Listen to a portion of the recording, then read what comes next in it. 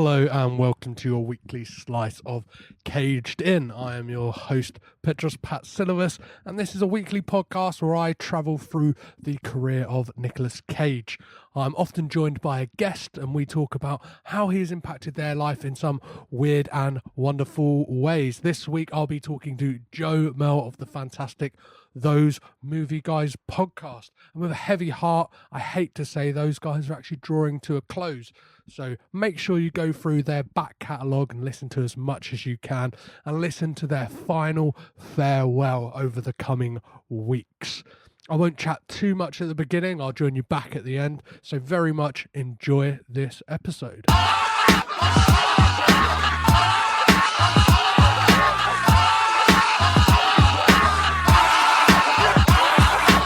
Nicolas Cage's Joe strikes up a friendship with Gary, a kid from a troubled home life.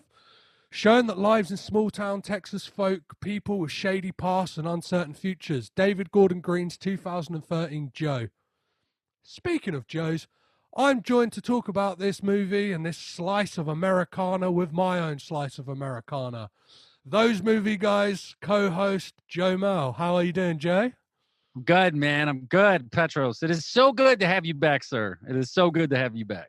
Well, I'm glad to be back. It's been a long time, and I felt there was an urgent need in me to finish this journey. And it's going to take me to some weird and wonderful places, and I'm happy to go to them.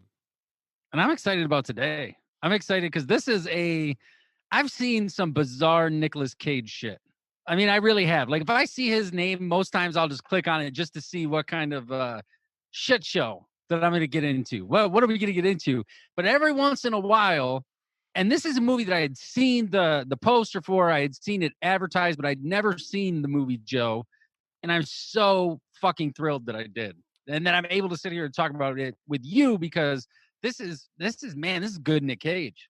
Well, this is a really interesting spot in his career, because if you look at the films either side of it, just that year alone, 2013, we have The Croods and Frozen Ground. So The Croods, fantastic animation. It's a film, yeah.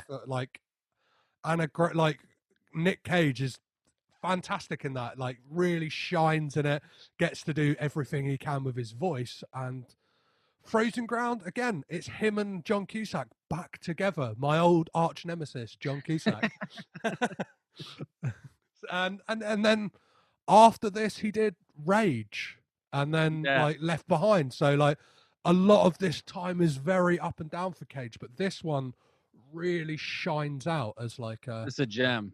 It's a after watching this, this for me is now. I mean, I'm fresh off it. I just watched it today. But I would put it in probably my top 3 favorite Nick Cage performances. It is fucking solid all the way through.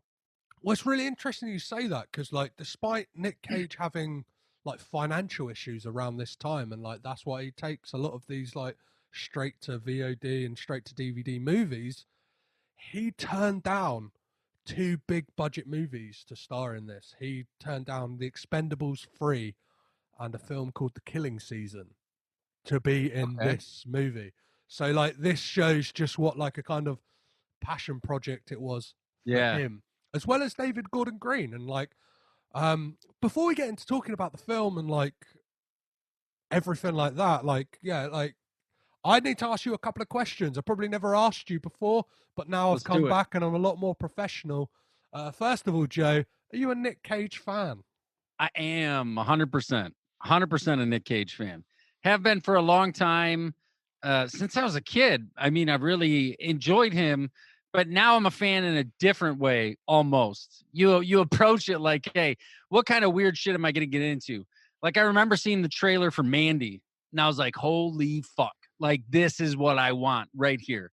And I watched Mandy, and I was all about it. And then you'll see shit like USS Indianapolis, and I'm like, holy fuck. What are we doing here, buddy? This is going to be a different kind of a thing. But what I like about Nick Cage, and even more, I would say now than before, is that the dude is just out there. Like you said, he's just doing it, just making movies. And you never know when you're going to get full on crazy Nick Cage. And it's almost a game. Is it going to come? Is he going to do it? Is he going to go fucking off the wall bonkers? But either way, yes, big fan. And my next question is, what was the first Nick Cage movie you remember seeing? Is it stuck in your brain? What was the first one like that hooked I you? I don't know if it was the first one, but it's the one I remember watching over and over and over again. Me and my little brother would watch it all the time, and it was Face Off. We used to, when we were kids, we watched Face Off. We had a VHS tape, and we would just nonstop put Face Off in. And that was Well, my first real introduction to Nick Cage. it's really interesting, that film, because really he gets to shine in the first 10 minutes of that movie when he's Castor Troy, because the Yeah. rest of the movie he's playing Sean Archer. So like, but like everybody just remembers like him really getting to shine as that Yeah. like rage Cage and going like full balls to the wall is those first 10 minutes. Going nuts. Going Yeah. nuts, man. He's going crazy. And then I had a girlfriend in high school who her favorite movie was Peggy Sue Got Married. So we'd watch that. We'd watch that all the time. And that's a real goofy Nick Cage. Like he's kind of silly. You know, what was he? Did he play an instrument? Was he in the band? He was like in an a cappella group. That's what it was. Yeah. With Jim Carrey. Right. Yeah. So What's it? Yeah. Okay. Yeah. But it's you know, Peggy Sue Got Married is fine, but Face Off is always going to be the one that, and I'll still go back and watch it. I like Face Off. Still a solid flick.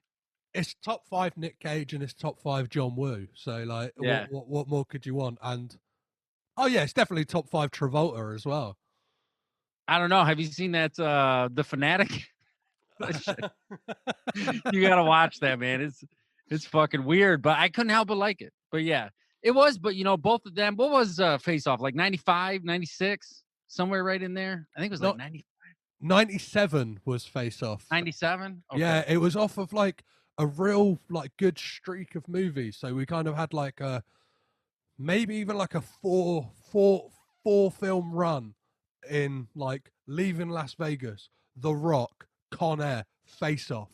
It's like he was really beating people into submission with that kind of like and showing the range. Do you know what I mean? He's like he can show that I can win a fucking Oscar with Leaving Las Vegas. I can play like the nerdy like scientist guy, badass, Michael Bay, explosions everywhere. The Rock is good too, though. Yeah, and then I can play just like the dumb action hero in like his Cameron Poe performance in Con Air. And then he showed like he can play the villain, which is something that we don't see a lot of Cage doing. It's like he plays the perfect villain in Face Off. So it leads me to my final question before we dissect this movie: is what is your favorite Nick Cage movie? Oh, that's so tough. That's so tough because this one is high up on my list. I think after I sit on this for a little bit, and the beauty of this is they had it on iTunes. You could either rent it for $4 or buy it for $4. So I was like, well, why the fuck am I going to rent it? So I ended up buying it. Really happy that I did because I think I'm going to go back many times. But one of my favorites, there's so many. I really like Mandy, but I also really just love him in Kick-Ass.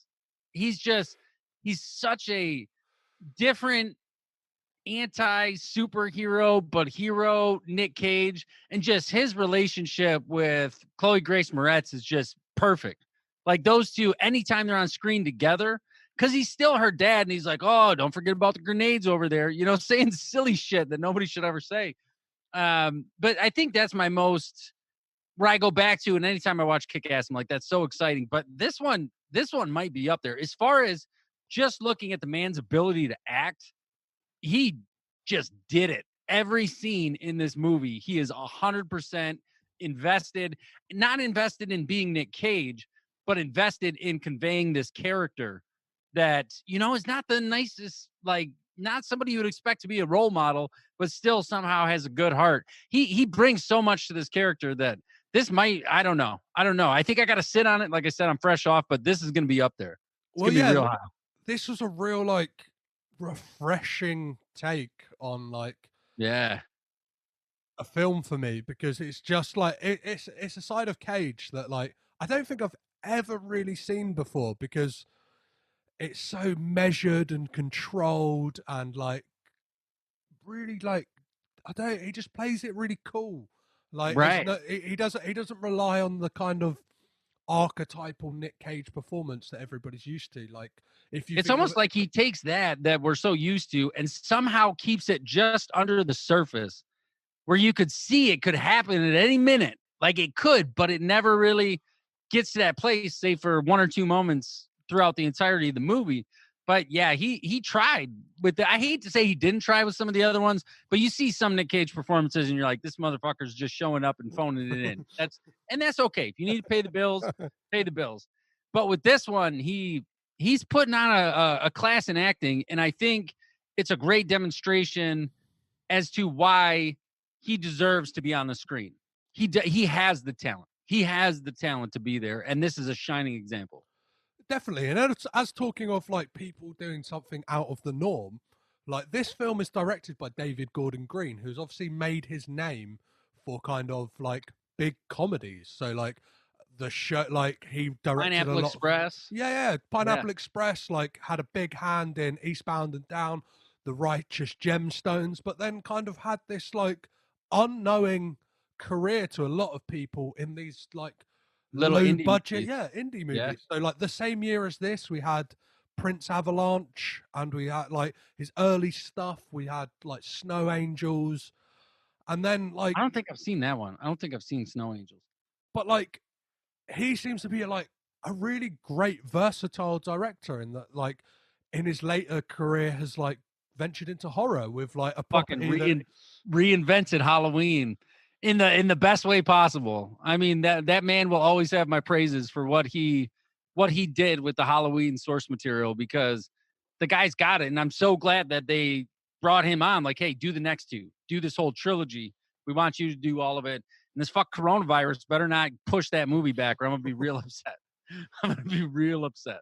well, he's very much becoming like a modern day Rob Reiner in that like he is kind of spreading out, like doing a bit of everything. Like Rob Yeah. Reiner to me is always like he has mastered like loads of different genres, whether it be like Misery, like he just kind of nailed the horror genre, comedy with Spinal Tap, like Right. the rom com with When Harry Met Sally, even like the family adventure with like The Princess Bride, like yeah, sorry, like but He's just got it, man. And it's interesting. Josh and I were talking about this maybe a week or two ago, because we were talking about American Werewolf in London, and John Landis, he's another one. And I feel the people who have their roots in comedy, for one reason or another, I don't know, something to do with their psyche, they understand comedy a certain way, but they seem to more easily venture off into different genres and still be successful. It's something about, if you can get comedy, it seems like you can get the other ones relatively easier than somebody who's just a horror director or just a drama director. There are those guys like fucking Wes Andersons of the world, but for the most part, these guys who, did kind of, look at Bob Clark. I mean, fuck Black Christmas, and then he does A Christmas Story. Like the guy just had this uncanny ability to tell Christmas stories. Sam Raimi, same thing. The guy, huge Three Stooges fan, but huge horror guy. So you never really know which way they're gonna go. But these comedy guys seem to just I don't know, they just seem to get it. well, there's always that fine line between comedy and horror, in that like Sure. the scare is the same as the laugh. Like it's all about the timing and like the punchline. And That's a good point. The punchline is either a big scare or the punchline is a ha ha funny. Let's all have a laugh. Right. But this film is one that is not full of laughs. Ooh. Joe is this slice of life, and like I love the way you kind of opened up to this world and nothing's explained to you, nothing's handed to you on a platter. It's just kind of you're dropped in to Ty Sheridan's character Gary's life, you're dropped into Nick Cage's character Joe's life, and it's just like this is what's happening, and it's kind of all low level like Texan outback life of these kind of like somewhat hillbillies, like some people would call them, but like I guess just the lower classes. And it reminded me so much when I was done watching this. It reminded me of stuff like Winter's Bone, Out of the Furnace. I don't know if you ever saw Out of the Furnace with Christian Bale and Casey Affleck, or Blue Ruin is just a fucking masterpiece of a movie. This reminded me of all of those in that it really brings you down to a ground level where you don't often spend this much time.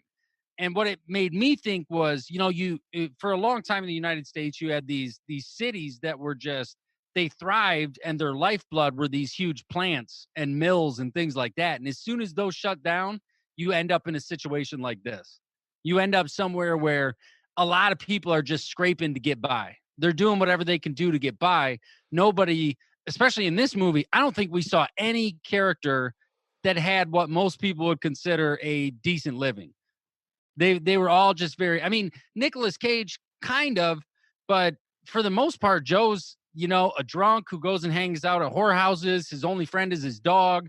If you were to say, hey, give me your ideal, like if you could just have a decent life, what would that look like? I don't think most people would say, well, it would look like Joe. It would look like that.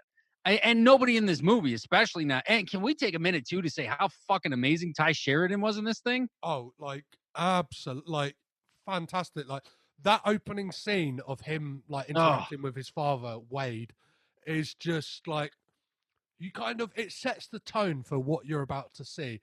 yeah. It's just this kind of exchange with his dad end up hitting him, and then it's just like whoa, like Slaps the fuck out of him right yeah, on them railroad tracks. After he's telling him, he's like, you're a piece of shit, fucking drunk. But what Ty Sheridan did so good throughout this is there's those couple of moments where you see him trying to have a genuine relationship with his dad. And you're heartbroken for this kid. Because he really is trying, when his dad's on the ground and he's like, oh, got your liquor bottle. And he keeps, kind of toying with him a little bit. And his dad can't even get up. I will say that dude, though, he could pop lock like a motherfucker. He was really going there. He was going for a second. well, one of the things that this film like really deals with, and it's something that's like quite close to like my heart, is that kind of when you get to a certain age, like if you have a parent, like a parental figure, especially a father who kind of is absent or for whatever reason, whether that's he's a drunk or an addict in any way, that you seek role models like where you Yeah. can. And this is like the kind of crux of this movie's, like it's this backbone. It is this kid who has this terrible home life, unexplained a lot of it. Like we kind of getting glances, like I'm not sure about you, but I kind of got the impression that there was abuse going on to the sister who just Yeah. didn't speak from the father.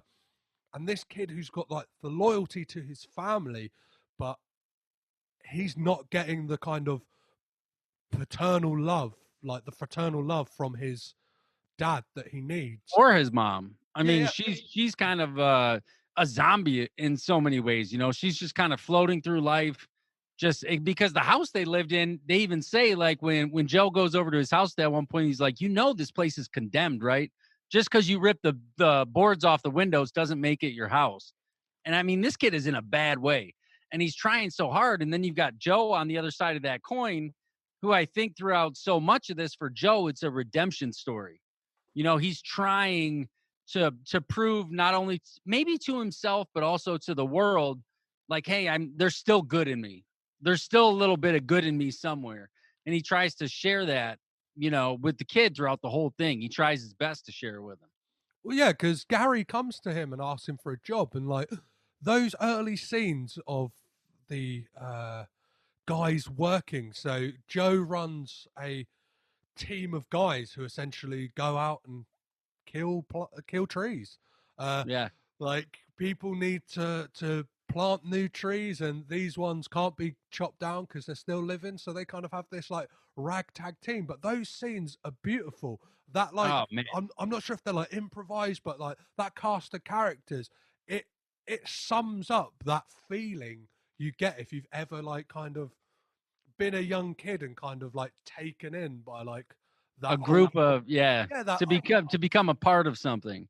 And you're right though, those scenes, the scene that it was probably only maybe 5-10 minutes into this thing, but the scene that I knew I was in for something special was the scene in the store, the little general store that they're in. And yes. everybody's like, Joe's like, hey, you guys want some coffee? And they all have this respect for Joe. Like Joe, even though he's done some bad shit in his past, they still all have this certain level of respect for him. But like you said, you get all these different characters in there, making jokes with the guy behind the counter. You can feel the camaraderie. It comes through the screen to you. Like at least they're together in a low place. Sure, they might be in a low place, but at least they're together there. Like, one of the things I loved about this film is we get introduced to like a whole host of characters, but there doesn't need to be a backstory. Like, there's a moment Joe goes to someone's house to like, well, it's not really explained. He just goes around to see them, see if they need anything. He's Yeah. Next thing you know, he's like cigarette in mouth. He's like Carving a taking, deer. yeah, taking steaks out of a deer, showing the guy like this is how it needs to be cut. And it's like we've got this Hispanic guy with this kind of like older woman who's like, yeah, I just want some like cigarettes from the store and some Yeah. freezer bags. And it's like, we don't need an explanation why this Hispanic guy's here. It's just like, these people feel lived in. This town feels lived in. Like, Yeah. this movie feels like we have just been like a snapshot. Transported. Yeah. Into like almost like a documentary of like these people are like real people. And that's like, you mentioned about Cage like holding back. The thing I got from Cage in this movie is that like he felt the most real I've ever seen him. That's a Like, good way to put it. he just felt like a guy. He just felt like a guy who lived in a town. Like, his interaction with the store clerk in the like convenience store, and he's talking about like, oh, is that World War One? Is that World War Two? And he's like, kind of, he's going a bit wacky in like moments in there. He's like kind of like joking with him, but he's just like, Yeah. he seems like an ordinary guy who has his quirks and eccentricities, but like it's not like the amplified Cage way. It's just like, he's just a regular guy who is just, everyone's a bit weird at some point. Everyone makes jokes and kind of does silly voices, but like, I don't know, it's real refreshing. It's like a real breath of fresh air for like to see Nick Cage in a movie like this. And throughout the entirety of the thing, he's exactly what you just said. Like, I love that scene with him and the store clerk. And all that's how he ended up at the other guy's house. Because he's like, hey, where are you getting this money? And he said, oh, I was playing over with so-and-so, taking all these people's money. And he says, oh, well, maybe I'll see if I can get in on a game at some point. And you're right. He goes over there and ends up cutting the steaks up. And throughout, though, this whole thing, we have this relationship of Gary and his dad, Wade, or was it G-Dog? Did they all call him G-Dog? And well, he has that like crazy jacket. That jacket that he's wearing all the time. And that guy, I was just looking up his name, and what's crazy is this Gary Poulter. This was really the only thing he ever did. He didn't do anything else. I mean, he did, looking at his filmography, he has 2 credits. He was a background extra in a TV series, and then he played in there. He was the background extra in 1987. And then this is all he did was play Wade in Joe. And I don't know, maybe outside of, Nick Cage played an amazing drunk in Leaving Las Vegas. Like, he did such a good job with that. But this guy who plays Wade, holy shit. Like, I was so just enthralled when he was on the screen. He just played that drunk character better than maybe I've ever seen somebody play a drunk. Because normally you'll see a drunk on screen, for one scene here, a scene there.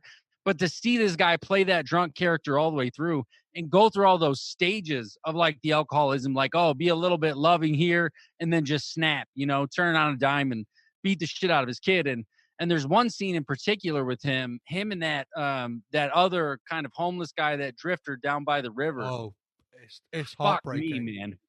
Fuck me, man. You and I have talked. I'm a huge fan of horror movies. Huge fan. It's rare. There's only one thing I can't really take in movies that's hard for me, and that's any kind of rape. Rape always just, I don't know. I can't deal with it. There was one movie I was trying to talk to Phil about not long ago. I don't know if you've ever seen it. Was it Killer Joe? No. It was the one with Casey Affleck where he plays the crazy sheriff.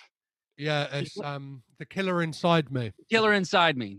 When he's punching Jessica Alba in the face was one of the toughest things I've ever had to watch. What happened in this movie is a real close second because it is not glamorized whatsoever. There's nothing we see. Like, I just watched that Chris Hemsworth thing, which I really liked. Like, it was badass, him on Netflix doing all kinds of military shit. But usually violence in movies is stylized in some way. You look at your boy, Guy Ritchie, he does it the best. Like, he does it the absolute best. He's an amazing talent at it. And I'm not trying to say that's a bad way to do it. But every once in a while, you get hit in the face with something that is so raw it's almost tough to stomach. And watching that scene, because it wasn't even just when he bludgeons the dude, that was bad enough. But the way he approaches him, he's like, "Oh, hey, you my friend? Yeah, what you got there? You got a bottle?" And then you see him slowly start digging that thing out of the ground. You know it's coming. And then when the violence happens, though, there's no big sound, there's no big flash of light, nothing. You just watch this man get his head caved in on the side for $20 and a bottle of booze. It was brutal, Well, brutal. I think it is the motivation in this that, like, in that moment that makes it so brutal. Is that, like, Sure.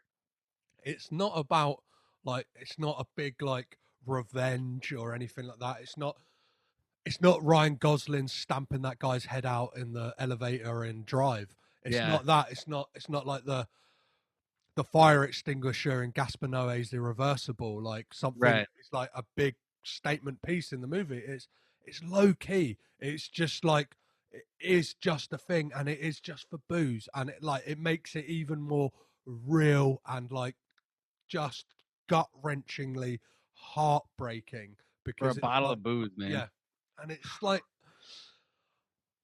so, like, one of the other characters we get in this, and I love the fact that this guy is, like, not explained, is Willie. So he, like, out of nowhere, Cage walks out of the convenience store and is Yeah. shot, and it's like, No, he got shot walking out of where he was cutting the steaks. yeah. He the dude just pulls up out of nowhere and he's like, "Hey, Joe." And fucking we see Nick Cage just get blasted right in the shoulder. It's like, shit, man. But then And this when we realize why that is, like, why that happened, it's not like this big convoluted thing. It's just that Joe slapped him about in a bar. It's not like this, like in most movies. he didn't kill his kid or something like that. Yeah. Yeah, there's no like big thing. It is just this, like, kind of petty. Everything about this is kind of petty and low level. It's like, it is. It's how townspeople, like. Do you know what I mean? It's like this kind. It's like, yeah, it, like, this is described on Wikipedia as a crime drama, and, like, I don't know if that is really what it is, because, like, it, when I think of a crime drama, I think of, like, a crime family. Do you know what I mean? I think of that kind of thing. Yeah. Whereas this is just like, it is a slice of life, and it's like that. This just happens to be the yeah. It's not the best tasting slice of pie, but No. it is a slice of pie. Yeah, it's like, But it is a slice of pie you will remember for days to come after you're done with this thing. I don't think this is something that leaves you. And you're right. Their relationship, Willie, in the same way as everybody else, was trying to find, I feel, some sense of justice or a means to justify his existence in a way. Like he needed something. And for him, that was to take everything back out on Joe. And I love, though, that Joe doesn't go to the hospital, doesn't go to nothing, just starts fucking pulling buckshot out of his shoulder.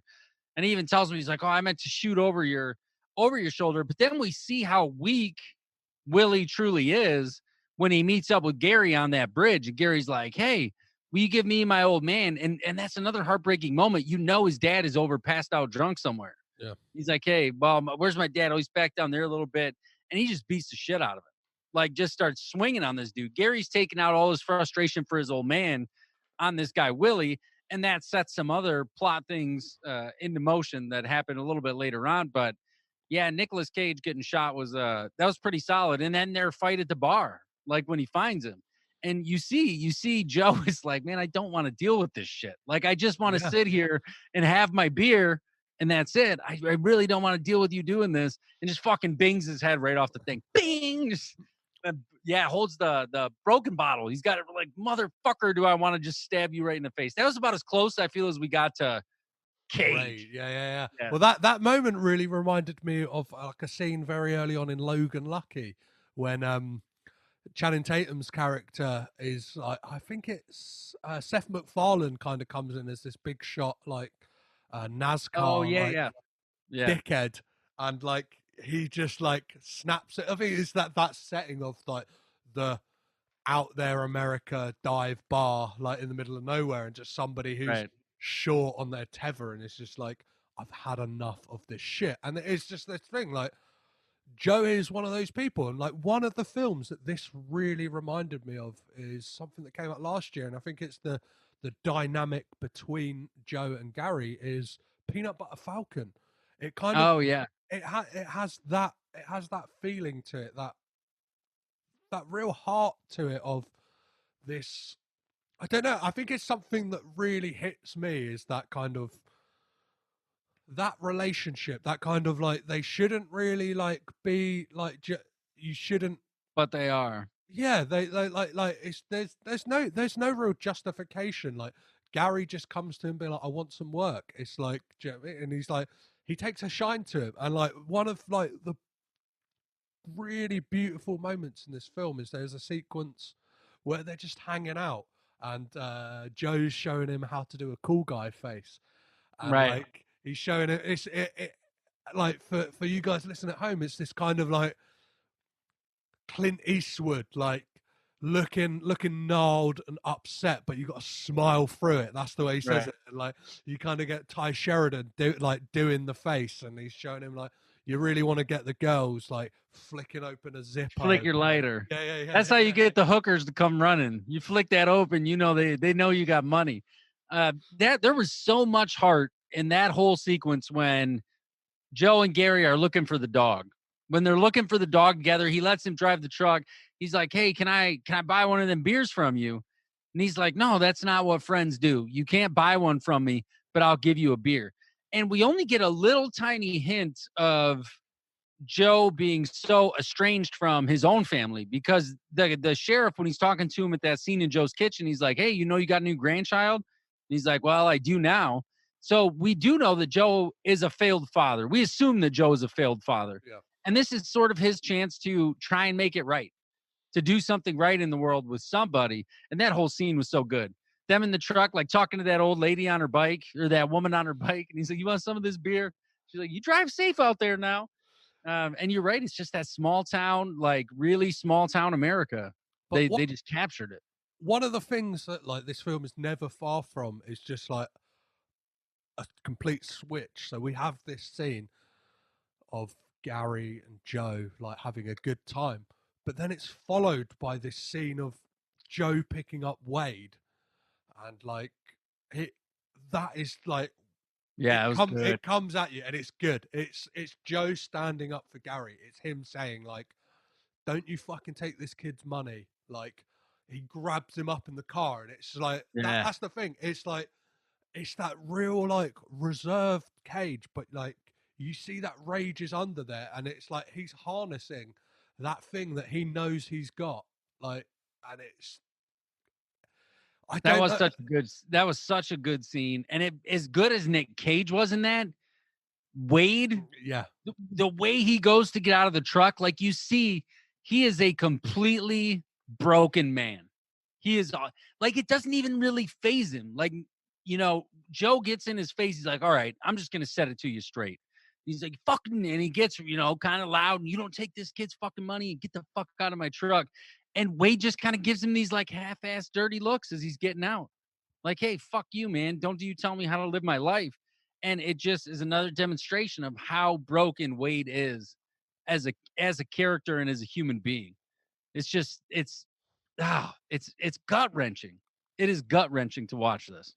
So here's a clip of Nick Cage talking about his character of Joe. The most challenging moment, I guess, and I did it to myself, was the venomous cottonmouth snake. I decided that I really wanted to handle it, oddly enough, because I thought it would relax me. And it did, oddly enough, again. But it was one of those things where I had to, promise David Gordon Green that I would not get bit and die 2 weeks into the movie. And I promised him, and he said, "Pretty please." And I said, "I promise." And thankfully, I didn't get bit. And thankfully, it didn't spit poison in Ty Sheridan's face either. But those fangs are big in the movie. When you see it, they're pretty scary. Hi. A year review in Australia. Yeah. I just wanted to ask on the relationship between Joe and Gary. I mean, it's a sort of mentor/father-son type of deal. How did that mirror working with Ty? How did it what? How did it mirror working with Ty on this project? Well, the thing is, specifically different kinds of father-son relationships. In this movie, you see the blood relationship with Gary Poulter playing his blood-related father, but it's an abusive relationship. Sometimes there's unfortunate things that happen in families where a father or an older person doesn't want to be surpassed, or they feel that the potential of the younger person will augment their own inabilities and they get abusive. But then you find people in life that are like teachers or coaches who genuinely care and want to see the boys succeed, and that's where Joe comes in. So that's the kind of father-son relationship that I have with him, and I thought it played out really well. Straight from the horse's mouth. So yeah, that clip really reminds me, especially like him talking on the relationship between Gary and Joe. Is there's a book I've read called How to Raise Boys in the 21st Century by Steve Biddulph, and he talks about when, like, in the first 4 years, say it's very much a boy needs his mother. In the next 4 years, I'm using 4 as a thing, but like there are stages, and it get like when you get to teens, it's when you look for parental figures outside of the family, and in a lot of like ancient cultures that used to be the shaman. They used to like people used to be taken out by the shaman and kind of like, we are going to show you how to be a man. And this is like, this mirrors that, in that like Gary has got to the point, and like his family life, his father, it doesn't cut him, not just because of the like the abuse, but like he's outgrown his family. And as Nick Cage said himself, like you can see with Wade, there is just this fear that his son is going to outshine him and outgrow him and just right move past him. And it's portrayed so well. Like everyone in this movie, like a lot of the characters, even the character of Willie was another actor I looked up, and very minimal like credits in big stuff, like he's in The Dark Knight Rises, but like a bit part player, like maybe not even like, do you know what I mean? Maybe a line here or there. Yeah. But yeah. Was he the guy who was trying to blackmail Batman? Was that him? Who was like, and then Morgan Freeman comes in and he's like, so you're telling me that you think that one of the richest people in the world is secretly running around as a vigilante with all this tech, and you're going to try and blackmail him? Like, good luck with that. Was that him? I feel like that might, I don't know. Yeah. Yeah. Anyway, that's neither here nor there, but that's a really good point. I didn't think about, that aspect of it, of Gary eventually outshining Wade and it, making Wade feel even worse than he already did, especially when he saw him getting the money. And he's like, hey, give me your money. Or when Joe first sees, that was a tragic scene too. When Joe first sees, after he pays him, and Wade slaps the shit out of Gary and just takes his money and then looks at Joe and he's like, fuck are you looking at? Yeah. After they had been out there working together. And then he finally tells Gary, like, don't come back. Like, there's no reason for you to come back. Like the culmination of this film, kind of like it gets real tense towards the end. So we have this plot where Wade and Willie like team up together, like, oh fuck, that was bad, and take Gary's sister. And Joe just, again, this could be an opportunity for Cage to fly off the handle and give us that that raging Cage, but like he does it so well. Like that scene when he confronts Willie and his like goon is like it, and it's one of like, it's a great shootout as well. Like like considering like how like low key all of this is. It's just like that as well. It's like it could have been a really brash big moment, but it's not. It's in keeping and in tone with the movie. And that scene, man, when you realize that Wade is doing this for $30 $30 is all that Willie had to pay him to get him to go in on this thing. And I don't know if it was all just a setup, what was really happening in the back of that truck. But here at Willie is he's like, it doesn't matter. She's going to be this way anyway in, 5 years or something like that. And this is a child, to be fair. This is a fucking child. And you're led to believe that these guys are, doing something to this child, these two grown men in the back of this truck. But it was just the way that Wade is sitting there smoking his cigarette with his windows up and everything, just rolls it down. He's like, $30. And that's it. And that's all it takes for him to put his own kid at risk like that. And to know that his other kid is probably going to show up. Like the man he's not a father. He's barely even a human being. And then you get Cage, who, you're right, stays so calm and collected. He's talking to Gary and he says, hey, if something goes wrong, do A, B, C. Go get this guy, have him call this guy, get everybody out here.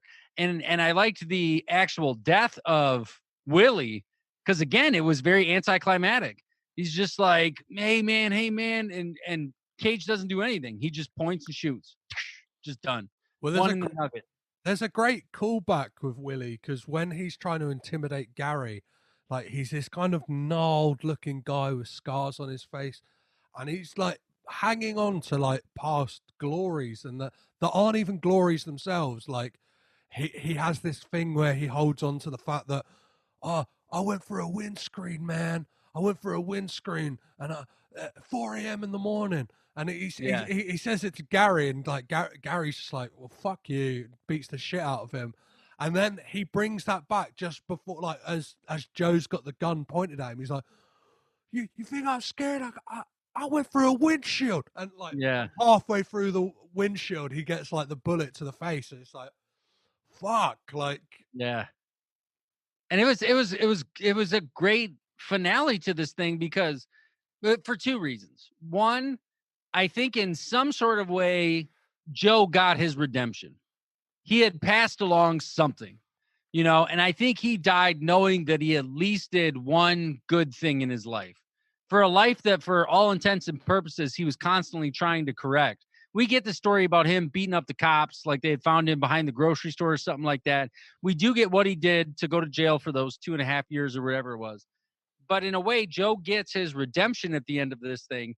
But then we get the bigger redemption story, and we see two things. We see Ty Sheridan still being, a hard worker, trying to make his way up in a world that's been super difficult. But I love it. And he's like, oh, you worked for Joe? You'll be all right. Joe is a good man. Like, even though Joe didn't see it all the time, he was still helping people. He was like a kind of like a drunk Robin Hood in a way. Yeah. Like he was always just going around and helping people out wherever he could.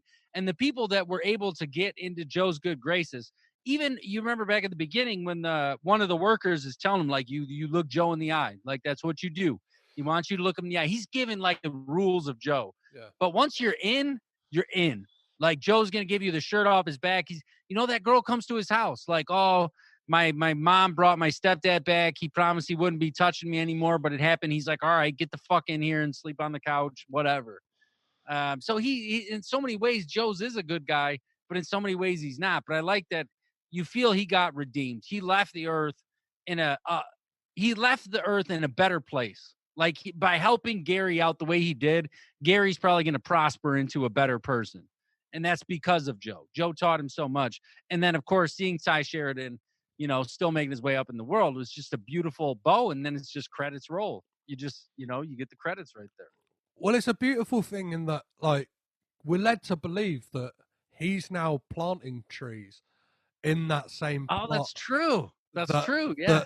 That Joe and his guys were, like, killing and, like, getting rid of. So we get this kind of beautiful ending of, like, rebirth and, like, regeneration of, like, the kind of sins of our past have been, like, settled. Like, that kind of chapter, that moment, like, because he kills Wade as well, right? So yeah. like, well, no, Wade jumped. Remember, Wade turned around and jumped off onto his own neck.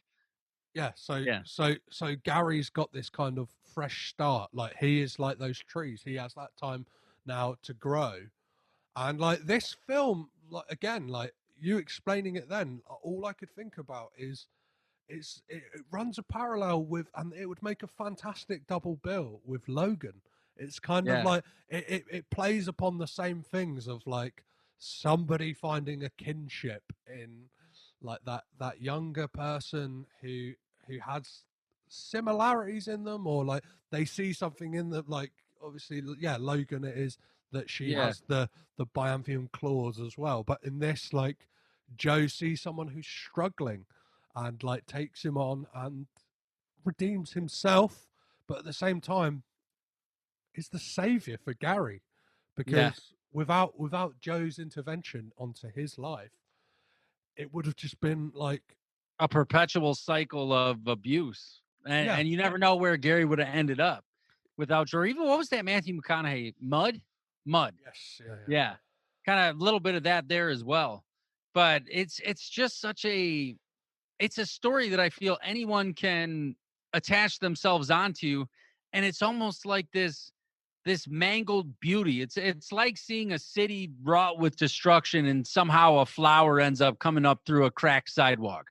Like there's this hope even in all of this despair, destruction, just loss of the value of life. There's still this ray of hope throughout this thing, and it's spun. Just it's this is a fucking great movie. It really is a fantastic movie. We find it in a lot of these kind of almost forgotten American films. Do you know, like Forgotten America, almost as a genre, whether it be, as you mentioned, like Blue Ruin, or even A Place Beyond the Pines, that kind of people on the fringes of society. And like that is another film that deals a lot with like the sins of our fathers. And like this is something that is like prevalent with this, and like Gary gets the opportunity to, like, the sins of his father are literally scratched off because of his to death. wash his hands of everything. Yeah, and it's fantastic. Like I feel this whole episode, and I'm glad it is this way, that we've just kind of gushed about this film, how like fantastic it is, and this is up there as one of the best. Like, as somebody who has like ventured on this journey of watching every Nick Cage movie, Right. this is up there as like one of the best, and a real shame that this didn't get any awards. At least nominations, because it's all there. Everything you want in an awards type movie, the stuff that people normally look at, it's all right there. And we kind of touched on a little bit at the beginning, and I don't know if we did him enough justice, but Ty Sheridan, without him, this movie would not have been what it was. He plays that role, which I got to imagine was really difficult. I mean, he's a kid. He's a kid, and you're like, hey, you got to play this. You've been fucking abused. You've been pretty much homeless, because we see them digging in the trash, looking for something to eat, you know, and for him to take on all that weight and be able to deliver the way that he does is just phenomenal. And Cage's performance is very much like what the Academy look for, in that, like, it's against type. It is real life. Real life and against type. It is a Adam Sandler in Uncut Gems. It's somebody who has been typecast for so long, all of a sudden delivers something that is, wow, this is a breath of fresh air. And that is exactly what this film is, despite how downbeat and depressing like the subject matter of this film is. Like, the performances, the moments of like pure beauty and reflection in like the people and the relationships with people make this a really enjoyable film. Like, this is something I will like return to time and time again. Like, I'm a sucker for that kind of that that kind of oddball relationship, especially like a kind of fraternal like son relationship where, like I mentioned before, whether it's Peanut Butter Falcon, like that was one of my films. Such a good movie. Of last Such year, a good movie. because it's just that kind of, it's got those moments of levity. It's got those like, and you see those real moments of beauty in like just characters enjoying themselves in a real way, in a really real way, like as we discussed that It do a makes you cool face. feel. It makes you feel throughout the entire thing. But unlike a lot of movies where the feelings that you get feel manufactured, this all feels natural. It all feels like this is exactly how it would play out. You know, it's not like, oh, some weird circumstance drives them to this point, and then another circumstance drives them to this point. I feel like something like this has probably really happened, you know, many times over in these small, kind of forgotten American towns. It's just, yeah, it's fantastic.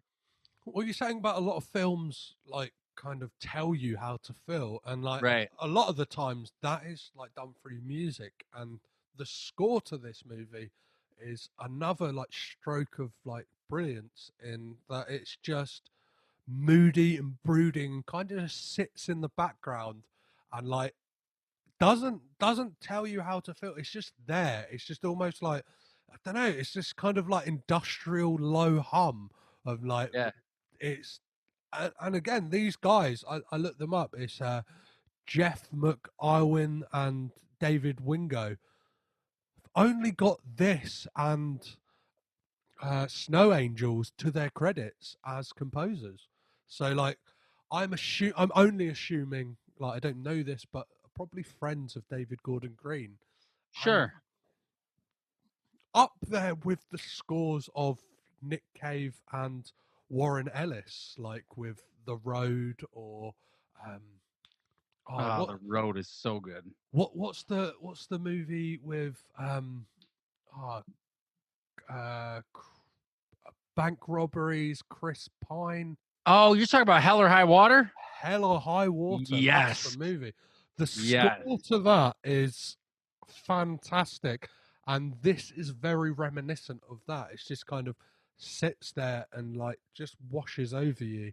Very much like this film does. It kind of it sits perfectly together in that like you can just let this film happen and you almost feel guilty that you're like you feel like you're peeking into like seeing things that you shouldn't be Looking seeing. behind the curtain. Yeah. Yeah. And like it's not done in like in other films you don't feel as guilty because it's not so much you can see the artifice of it, whereas this like, and it's a real testament to Cage as well, because for someone who's known for this kind of real big showman, like nouveau shamanic style that he's dubbed himself, of just almost being like a vaudeville performer, and like, do you know what I mean? He acts like, and I mean that with a capital A, like Nick Cage acts. Whereas this, like, it's all lowercase.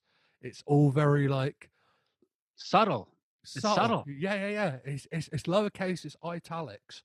Do you know what I mean? It's just kind of like sitting there. It's easy breezy, and it's just I definitely. Well, this leads me to my last thing. Before we start to wrap things up, Joe, is would you recommend this movie? I feel like 100%. 100%. And after hearing you mention Hell or High Water, they're different in so many ways, but they're not. I mean, Chris Pine is kind of playing that father figure to Ben Foster throughout the entirety of the thing. But this movie, what I took away from it after you brought that up, because I love Hell or High Water. That movie is just it's unbelievably good.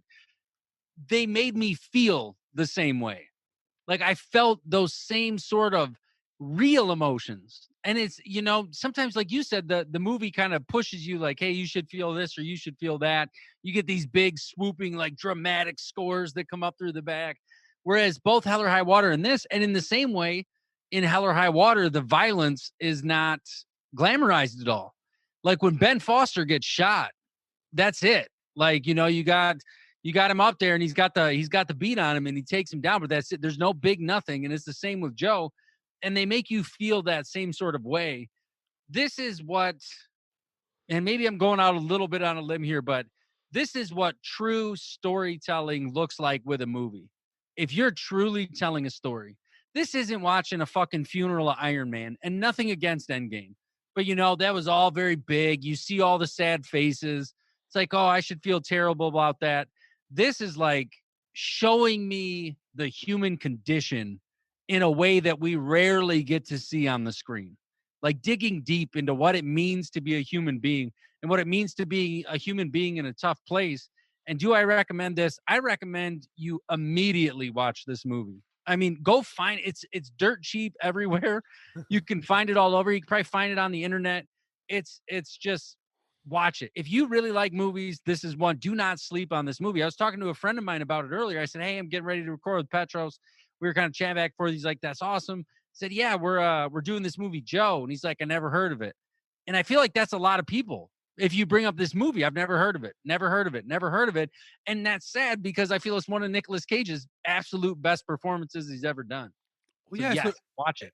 It's a really weird one. Even like Googling Joe, like movie, it will bring up G.I. Joe before it will bring up this. Yeah. And it's like, it feels like everything's stacked against it, but it's just this sleeper like hit. And it's kind of shown in the like scores that it got. So like the audience score for this on Rotten Tomatoes is 68%. Whereas like the critical score is 85, which is like, that's pretty good. Yeah, that's good. That's up there. This is, and I hate to say it, but like I think a lot of people wouldn't have watched this movie because of Nick Cage's name. Right. And I think you're right. You know, you and it's sad. Some of it is a beast of his own making. You know, he's done a lot of crazy movies that are not very good. If we're being honest, he's done a lot of things that just don't do it for a lot of people. So you see his name on something, and it's like, well, do I really want to take the time? I mean, that could be the reason I passed over this so many times. I don't know. You know, when I'm going through, I got to be in the mood for Nick Cage most of the time because I know I'm getting into some crazy shit. Unless it was something like Mandy that I was so excited for. Day one, as soon as it dropped, I bought that movie. I watched it. Fucking mind fuck of a movie. Absolutely loved it. It was great. And that was Nick Cage. I feel like he just phenomenal job in that movie. But for all the other ones, like you said, Left Behind, USS Indianapolis, all of this weird shit. And there was a stretch there where on our show, we do this, you know, upcoming movie segment. There's a stretch there where I feel there was a new Nick Cage movie every 2 weeks for maybe 2 months. Yeah, there was always something just dropping, video on demand. And people like that they could put Academy Award winner Nicolas Cage next to his name because that does do some things. But you're right. That could be a reason that some people pass this over. And I hope that just doing this episode of the show encourages some people to watch it, and then word of mouth will continue to spread. I will tell people to watch this movie from here on out. Like, hey, oh, you like Blue Ruin? You like Winter's Bone, Out of the Furnace, Hell or High Water? You need to watch this movie, Joe. Get on it. Like, it's there. Everything you want is there. Well, all those movies you just mentioned are very like, they're very high watermark movies, and that's like a good grouping to be in. And like, I'm so glad that this like experience of watching all the Nick Cage movies has brought me to a film like this, because irregardless of Nick Cage himself, this is a great movie. Like, yeah. And I think he himself brings something to it, and he has said himself in interviews that like his performance as Joe is naked, and that this is the closest to him, and he felt like he didn't have to act. That's fucking awesome. And you know what? In a lot of ways, I could believe that, because he's a man we've seen over the years. I mean, struggle with his own demons. We've seen it. And, you know, sadly, that's what celebrities have to go through a lot of the time, is your whole personal life is exposed for the world to evaluate and criticize. And we've seen Nick Cage out in public, fucking hammered, drunk, doing this or that. And in a lot of ways, I believe that statement. I don't think he made that statement just to help promote the movie and get it out there. Because to your point again, he had other offers on the table, but decided to go to this one. It makes you wonder, you know, if he read this script and was like, damn, I'm in. Like, I feel almost like a rite of passage. Like, I need to do this for therapeutically. I wonder if in a way it was healthy for him to take on this role, because man, it's fucking, I can't say it enough, but watch this movie. It's fantastic. Amazing, Joe. Well, before I let you go, you obviously host Those Movie Guys.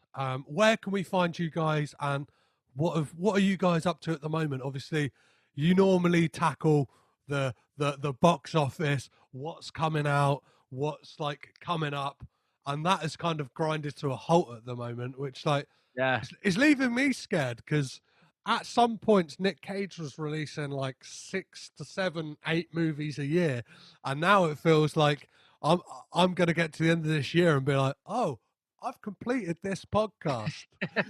I'm done. How are you guys faring in the coronavirus COVID-19 struggles? And yeah, what are you guys doing, and what have you guys got coming up on Those Movie Guys? Yeah, it's if you wanna listen to our show, we've been doing this for close to 5 years now. I think we're coming up on episode like 233, somewhere right in there. We're two guys who just love movies, always have. I tell people all the time, Phil and I were doing the show for 10 years before we got microphones, because we would chat. We would just get together and chat about movies and things like that. But what we've done to switch up the show that's been kind of fun is taking the box office and done historical box offices, going back like 5 years at a time, which has been kind of cool, doing it that way. We usually discuss industry news, things that's going on throughout the industry, which has been, I mean, just grinded right down to a fucking standstill. But doing that stuff, the big meat of our show, though, is us talking to each other about the stuff that we've been watching. And then we always choose a classic pick of the week. And the classic picks, they don't necessarily have to be a traditional classic, how some people might think of a classic. We look for movies that we feel, for one reason or another, everybody should see, and then we talk about that. And we used to do the upcoming movies. You know, what do we want to see? What are we going to do? And we've now switched that up. Phil actually changed it up last week to now we're picking 5, anybody in the industry, 5 different people, and a movie we would like to watch with them and why we would like to watch that with them. So, for instance, you know, I'm not going to say what I did this week, but like last week, I want to say I had like Martin Scorsese on the list, then a Quentin Tarantino, and then you think about, you know, a movie you'd like to watch with them. But really, we're just 2 fucking idiots who enjoy talking about movies, and a lot of people tell us they have some chuckles along the way. It's a good time. We're very, very old friends, and we've just, been doing it for a long time. If you want to check it out, any podcast app, any podcast platform, Those Movie Guys Podcast, and on all the social medias, it's at Those Movie Guys Podcast. Well, I'm one of those people who gets many chuckles out of your podcast. I am. Thanks, man. Thanks. I'm an avid listener every week, whether you know it or not. I'm there tuning in more times than not, just to hear if I'm mentioned. But that's by the by. You may have been mentioned on our show more than any other person has been mentioned. And for multiple reasons. For one, because we've known each other now for, it's got to be a couple, 2-3 years. Yeah, 3 years. Yeah, close to that.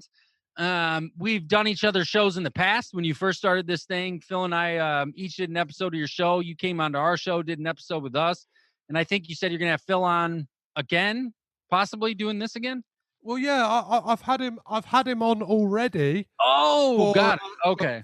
For justice or seeking justice, depending on where you're listening to this, because it's one of those movies, like a few Nicolas Cage movies.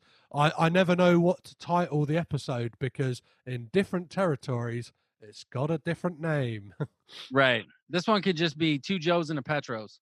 But yeah, 2 Joes, 1 Petros. But yeah, we've known each other a long time, and we do mention you a lot, but and you know, this I appreciate you letting me come on the show. I always love the opportunity to sit and chat with you, but what you're doing is super unique, and it's just so different, man. I remember when I first read, like, what the fuck is this guy doing? Like, he's doing what? He's going through every Nicolas Cage movie, and then we became friends over the years, and here we are today sitting down recording again. So if you want to check out our show, check it out. You'll hear us talking about Petros. We bring him up a lot. Perfect. Well, that feels like a perfect moment to leave it, because my ego is at an all-time high, Joe. So it's been an absolute pleasure talking this movie with you, and thank you so much for picking it. Thank you, man. Thank you. And take care.